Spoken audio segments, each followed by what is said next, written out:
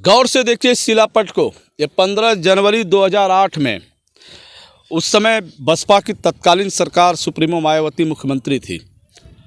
2007 में उत्तर प्रदेश में बसपा की सरकार बनी और बसपा सुप्रीमो मायावती यूपी के मुख्यमंत्री बनी।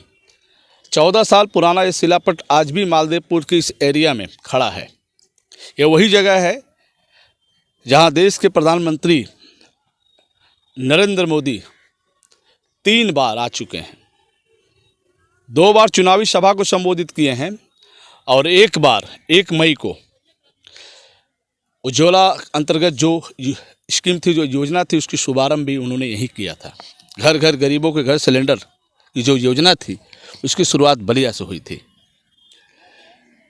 लिखा हुआ है बलिया से नोएडा तक पब्लिक प्राइवेट पार्टनरशिप के आधार पर गंगा एक्सप्रेसवे का शुभारंभ उन्होंने लखनऊ से, नोएडा से 15 जनवरी 2008 को किया था। उसके बाद वहाँ से शिलापट यहाँ आके लगा। अब जो चर्चा है खास तौर पे भाजपा सरकार में, अब ग्रीन एक्सप्रेसवे गंगा के किनारे से, आप देख सकते हैं ये एरिया यहाँ से गुजरेगा। अब गंगा एक्सप्रेसवे नहीं बल्कि ग्रीन एक्सप्रेसवे का निर्माण होगा। बलिया की जनता जब अखबारों में आने लगा कि अब बलिया में ग्रीन एक्सप्रेसवे बनेगा, जो माझी घाट से लेकर गाजीपुर तक होगा। कब बनेगा, कैसे बनेगा, अब इसकी प्रक्रिया शुरू हो चुकी है। अभी जिस रास्ते से गंगा ग्रीन एक्सप्रेसवे गुजरेगा, अब उस जगहों को चिन्हित किया जा रहा है। उसके बाद काश्तकारों को, किसानों को ज़मीन की कीमतें मिलेंगी। हम यहाँ खड़े हैं, आप देख सकते हैं कि जब ग्रीन एक्सप्रेसवे बनेगा, जाम से राहत मिलेगी, निजात मिलेगी। बलिया शहर से जो बड़े वाहन राष्ट्रीय मार्ग से गुजरते हैं रेलवे स्टेशन होकर, अब ग्रीन एक्सप्रेसवे के बनने से बाहर गाड़ियां जाएंगी और ये एरिया पूरी तरह से खुशहाल होगा। ज़मीनें महंगी होंगी, उद्योग धंधे लगेंगे, ढाबे, पेट्रोल पंप, होटल सब यहाँ बन के तैयार होंगे, क्योंकि ग्रीन एक्सप्रेसवे के बनने से विकास की धारा और तेज़ी होगी। काफ़ी लंबा चौड़ा है। जैसा जानकारी मिल रही है कि ग्रीन एक्सप्रेसवे के निर्माण से करीब 98 गांव शामिल हैं। विधानसभा की बात करें, फेफना विधानसभा, बैरिया विधानसभा और बलिया विधानसभा से होकर गाजीपुर में जाके मिलेगा ग्रीन एक्सप्रेसवे, जिसकी तैयारी अब जोर शोर से चल रही है।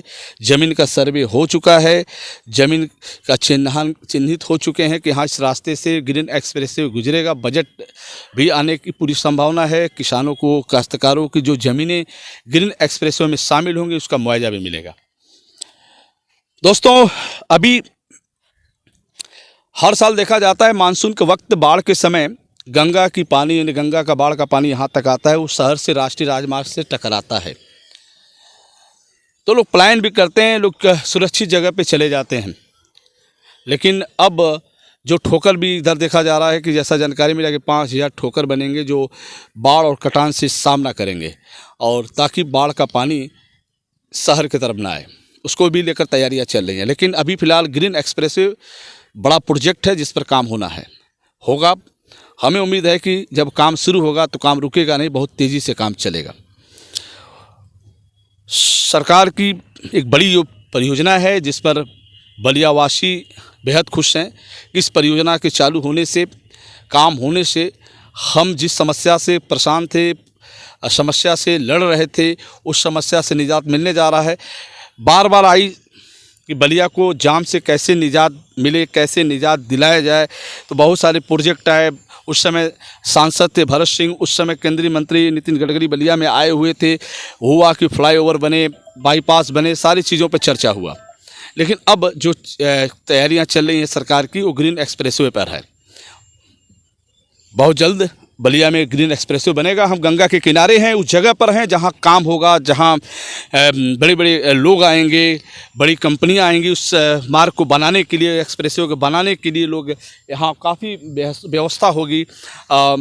जैसा हमने बताया कि जो जानकारी मिल रही है कि मालदीपुर एरिया में हैं, यहीं से लोग ग्रीन एक्सप्रेसवे पे चढ़ेंगे। एक मार्ग होगा, लिंक मार्ग होगा, जिससे उसके माध्यम से ग्रीन एक्सप्रेसवे पे सफ़र करेंगे। तो हम आज इस चिलचिलाती धूप में, इस तेज़ धूप पे इस जगह पे हैं, गंगा के किनारे हैं, मालदीपुर हैं, जहाँ 2008 का गंगा एक्सप्रेसवे का शिलापट लगा हुआ है। अब बहुत जल्दी ग्रीन एक्सप्रेसवे का नाम होगा।